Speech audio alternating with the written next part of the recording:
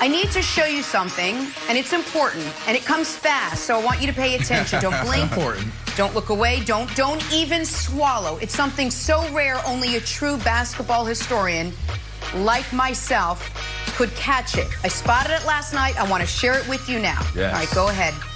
Roll this tape. And watch it carefully. It's going to come. You ready? Wait for it. Wait for it. Ready? There. You see it? A Brooklyn Net played defense. It came fast. It didn't last very long. But that is Kyrie, and that is defense. And we may never see something like that again, so I ask you all to take it in, to appreciate it with your heart. Who are you, Nick Wright Jr.? Who are you, Jenna?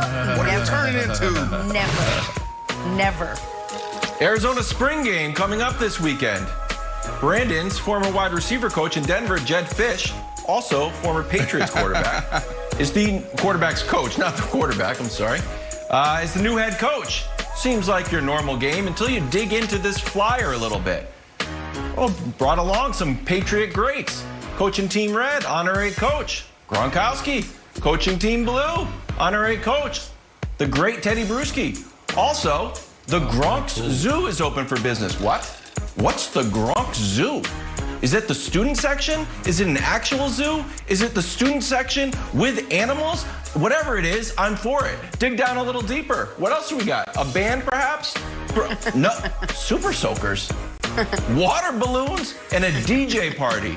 So, when time machines are invented, a lot of people say, I'm going to go back and, secure the plague or whatever. Not me. I'm going back and I'm going to the University of Arizona. Bear down. Oh, yeah. I'm still getting used to it.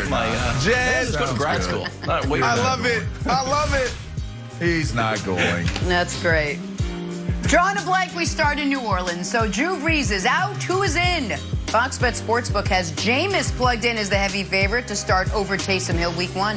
Hey, Brandon, Jameis starting over Taysom for the Saints would be blank.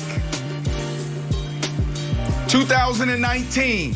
This kid threw for 5,100 yards, 33 touchdowns, and oh yeah, what everybody wants to talk about, 30 interceptions. Well, 30 touchdowns, 30 interceptions.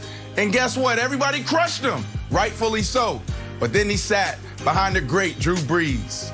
And then he also was mentored by the great Sean Payton. So I'm going all in on Jameis. All in on Jameis. I'm telling you guys, everybody keeps overlooking this guy. They have a defense. He was behind Drew Brees. Sean Payton is an offensive mastermind. And I want to be the first to say it. When this team takes off, don't jump on this kid's bandwagon. So I'm all in on Jameis, just like the New Orleans Saints. Interesting. I'm going to answer the question the way the question was stated. I'm going to fill in the blank. Surprising. It will be surprising if Jameis Winston is the starter. I'm going to tell you why. For all those stats that you gave out, you left out one very important one. 1 year, $12 million. All right? The commitment of money, which you have to follow the money, the commitment of money is to Taysom Hill, 4-year contract, over $100 million. Now, while it ranks 23rd amongst quarterbacks in the National Football League, it is nonetheless a bigger commitment to him than it is to Jameis Winston. You're playing with house money. If Jameis does everything that you're talking, it's fine, but it's still a commitment. It's still saying, here's a 4-year contract. We want you to be the guy, Taysom Hill. That's just what it says. Otherwise, you give that funny money to Jameis as well. Why doesn't Jameis have a funny money 4-year, $100 million contract, right? So at the end of the day, I'm following the money, and it would be surprising if they go away from the contract to go to the 1-year deal with Jameis Winston. All right, Jenna, I'm going May 12th dependent. Why? That's when the NFL schedule is released. Now, if Jameis gets a soft defense like the Falcons for game 1 and lights them up, I think everyone will be very happy. If he gets the Bucs, who picked Drew Brees off 3 times the last time they played, and Jameis starts throwing it to the wrong team again, I think Sean Payton's going to start looking at Taysom Hill with those sort of like romantic eyes. Like, hey, buddy, you're back in. There was a lot of flirting last year, but now so you're officially you've already our guy. put him in the start position. So forget about training camp and all that, Jenna. He's just going to put him. Wilds has already put him in the starting position. He's got to. It's his job to lose, is what you're saying. LeVar, it is. More than that, I didn't even. Y'all tripped out on this show. I didn't even know Sean Payton had romantic eyes. So, all right, let's move on. Talk some NFL draft because it is quickly approaching. Mel Kiper and Todd McShay's latest mock has the Patriots trading up to 7 to grab Bama quarterback Mac Jones. Belichick clearly on the hunt for another quarterback this offseason. Hey, Brandon, the Patriots trading up to 7 for Mac Jones would be blank. I'm going to say this with a straight face. A great bet. A lot of people are crushing Mac Jones. They're talking about, the 49ers, or they moved up to the 3 spot, and they're in love with Mac Jones. He's not worthy to be picked so high.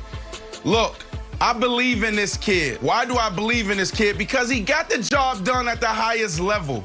So I don't care if he's the 3rd pick, 4th pick, 6th pick, 7th. This kid can play ball. When you go to an Alabama, when you go to an LSU, they hold it against the quarterbacks because they say, oh, look at all of the talent that you have around them. Well, isn't that the job of a general manager? Is to surround your quarterback, the face of the franchise, with the talent he needs to go get the job done? So if you don't, then it's on you and not the quarterback. So I think this is a great bet by the Patriots. I still love Cam Newton. Let's see what he does and how he recovers from a bad year last year. But I am all in on this kid. He's going to get the job done at the next level. Blank filled with the word risky. It's a risky deal. The riskiness of this is you moving up to make the pick. That's first and foremost. So if you go up to the 7th pick, you've made it known that you believe that this is your guy. And this is the guy after, the guy. So this Patriots team could most likely be a victim of their own success. The standard, the accountability, the expectations. Mac Jones would have a boulder on his shoulder, so to speak. We know Trevor Lawrence doesn't, but Mac would.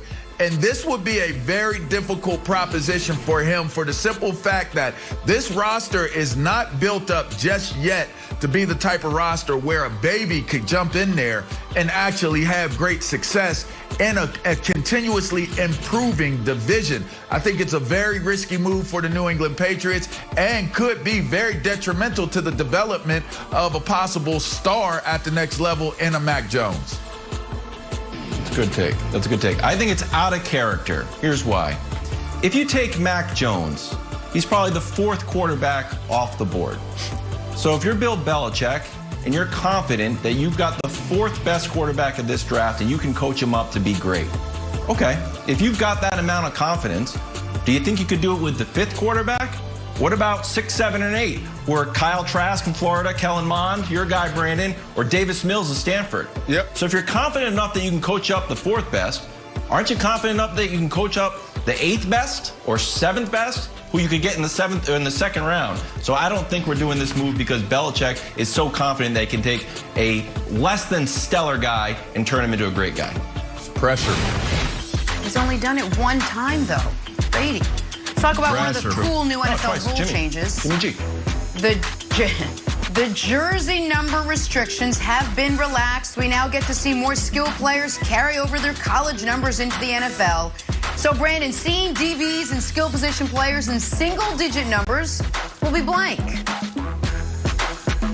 Listen, I like to think that I am the culture and I'm not old and crusty and a retired guy.